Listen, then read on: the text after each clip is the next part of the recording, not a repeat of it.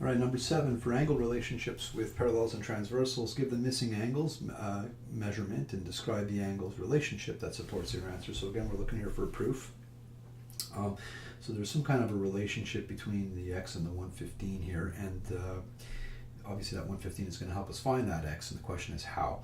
Well, first thing I'll do is have you imagine, again, we slide that line down, that parallel line, and you see how it's in the bottom left corner of that x right over here, that 115. Well, it's going to keep that position when I slide that parallel line down. That 115 is going to pop up down here. And because that 115 is here,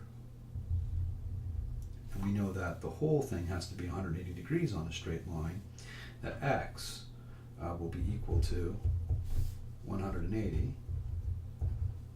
minus 115. So I have to be able to add those two numbers to get 180. So 180 minus 115 will give me the value of x.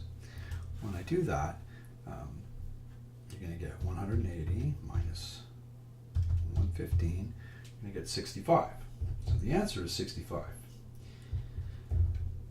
in terms of the degrees. Now the relationship, or the name of this particular relationship that's going to support our answer, is what's known as consecutive interior angles.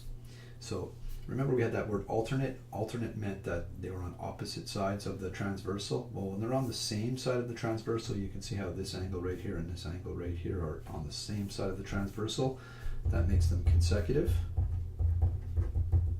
Consecutive just means like in a row, so they're in a row on the same side of the transversal.